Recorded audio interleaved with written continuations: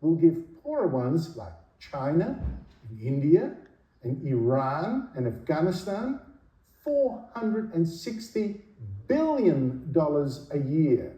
Yet still, delegates at this conference complained it wasn't enough. We are extremely, extremely disappointed with this incident.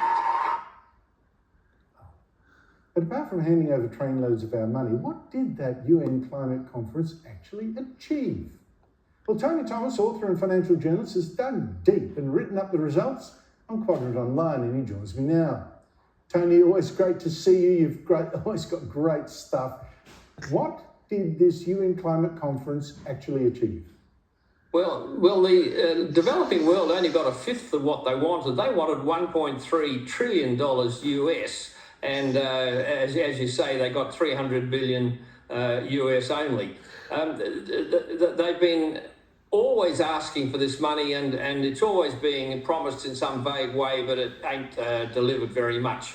On the important issue of whether the world can transition from fossil fuels to renewables, this was sort of the big pledge last year and the year before that. But all they've done this year is kick the issue down the road to next year's conference in Brazil. So the fact is that there is no transition. The shares of fossil fuels are continuing to be around the 80% or thereabouts, and nothing's happening on this transition. And plus countries that have tried it, like Germany, are suddenly realising they're going broke and deindustrialising and pulling back. So, yeah, it really was just a big cash money grab. Can you tell me how many Australians went to this farce of a conference? Well, the official list is published, and plus the official list guests. So that amounted to something like 400, led by Chris Bowen, and then Malcolm Turnbull showed up, and so did Peter Malinauskas from South Australia. There was somebody from the Trades Hall Council in Victoria, and there was Get Up. And then there was a huge unofficial crowd of all the activists and academics and people like that. Well, they weren't allowed to play any serious part in the conference. They were corralled to something called the green zone, and they couldn't get into the blue zone where all the real action was. So that's the score there. Now, some of the biggest delegations came from countries that you wouldn't think would have the money for it. Brazil sent a massive one. And a couple of African countries that you'd think are, sort of busted did too. This surprises me because what you found is that what they went to was a total rip-off, where people had to pay a fortune for a feed in a room. Yeah, that's right. Well, of course, the Azerbaijanis sent about 2,200. Brazil and Turkey sent 2,000 each, and so did the Abu Dhabi, and China sent 1,000. But the key thing, as you say, is these very poor countries. I had a look at Burundi, which is the second poorest country in the world, and they sent 200. And then the fourth poorest country is the Democratic Republic of Congo, and they sent 400 or 500.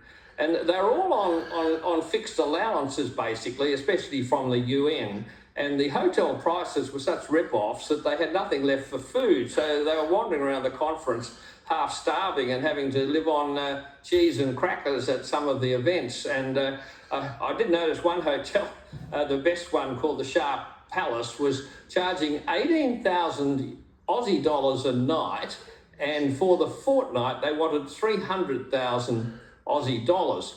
Well, these Africans were kicked out into the suburbs. They couldn't afford the hotels, and they even created a directory of where you could get free food during the events, so that would be free cheese and crackers at this event and so on.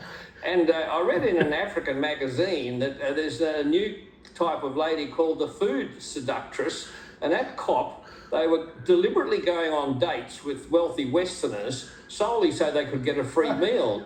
Then they disappeared. And that's all documented in this African magazine.